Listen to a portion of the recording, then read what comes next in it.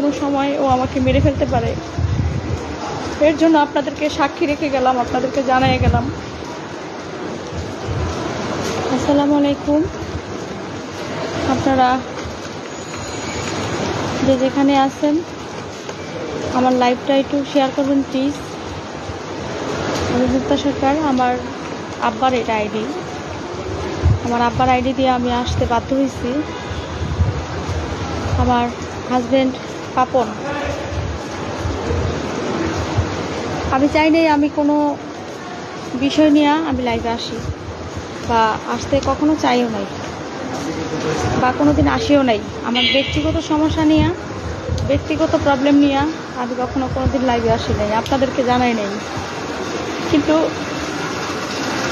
এখন দেখতেছি যে আমি যদি আপনাদেরকে না জানাই, যে কোনো মুহূর্তে যে কোনো সময় ও আমাকে মেরে ফেলতে পারে। এর জন্য আপনাদেরকে সাক্ষী রেখে গেলাম, আপনাদেরকে জানিয়ে গেলাম যে পাথর আমার যে কোনো সময় মেরে ফেলতে পারে। আর তার নমুনা দেখেন কি করছে, আমার হাত কি করছে।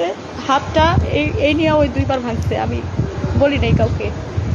ওর বিভিন্ন মেয়েদের সাথে ওর সমস্যা, ও কথাবার্তা বলে, এটা নিয়ে ওকে কিছু বলতে গেলেই ও আমার গায়ে হাত তোলে, আমার মারধর করে। ও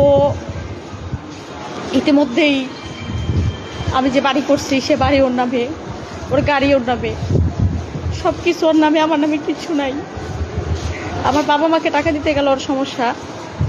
সবচেয়ে বড় ব্যাপার হলো যে ও আমাকে সব সময় হুমকির মধ্যে রাখে যে আমাকে যে কোনো সময় মেরে ফেলবে, যে কোনো সময় মাইরা ফেলবে। বিভিন্ন সময় আমার মারছে, আমি কাউকে কোনোদিন বলি নাই। অনেকে বলতে পারেন যে এগুলো লাইভে এসে বলার দরকার কি, এটা আপনাদের ব্যক্তিগত ব্যাপার। লাইভে এসে বললাম এর জন্য, আমার তো কেউ নাই, বাবা মা আছে ঠিক আছে। আমার বাবা একজন সহজ সরল মানুষ, শিল্পীরা সবাই জানে। কিন্তু আমার বাবা এইটা নিয়ে প্রতিবাদ করতে পারবে না। ওর যে পাওয়ার আর ওর যে মানুষ, মানে ওর পক্ষে আছে, ও যা বলবে তাই বিশ্বাস করবে। আমি একজন শিল্পী মেয়ে, আমার কথা হয়তো শিল্পীরা ছাড়া বাইরের মানুষ কম বিশ্বাস করতে পারে।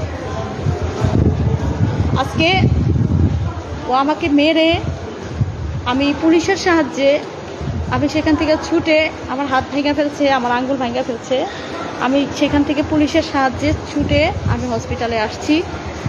আমি আপনাদের সাহায্য চাই, আপনারা আমাকে সাহায্য করবেন। যে কোনো সময় আমাকে মেরে ফেলতে পারে। আমার মোবাইল, আমার আইডি, আমি কিছুই জানি না। আমার পেজ ওর নামে করে নিয়েছে কখন, আমি কিছু জানি না। আমার আইডি, সেটার পাসওয়ার্ডও জানে। এর জন্য আমি বাধ্য হয়েছি আমার বাবার ফোন থেকে লাইভ দেওয়ার জন্য। আমার আব্বা পুলিশের সহায়তা নিয়ে আমার আব্বা আমাকে হসপিটালে নিয়ে আসছে। আমার সব কিছু রেখে দিচ্ছে, আমার কিচ্ছু নাই। আমার মোবাইল রাখছে, আমার আইডি, আমার পাসওয়ার্ড, আমার যা কিছু ছিল, যা কিছু আছে, স্বর্ণ গয়নার থেকে শুরু করে আমার কিচ্ছু নাই। আমি আমার এক কাপড়ে বাসা থেকে বাইরে ওরা বিদায় করে দিচ্ছে। আমি আপনাদের কাছে বিচার চাই। আপনারা কি বিচার করবেন আমি জানি না, আপনারা শুধু আমার সাথে থাকবেন।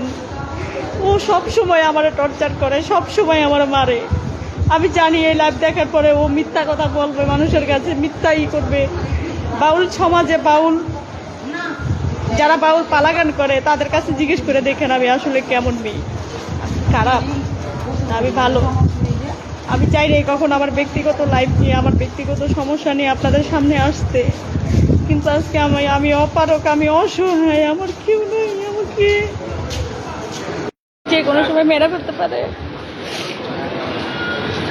আপু এদিকে আসো, এদিকে আসো, এদিকে আসো। আমার আব্বারে নিয়ে আসছি, আমার আব্বা আমারে নিয়ে আসছে হসপিটালে। আমি সবার কাছে বিচারটা দিয়ে দিলাম।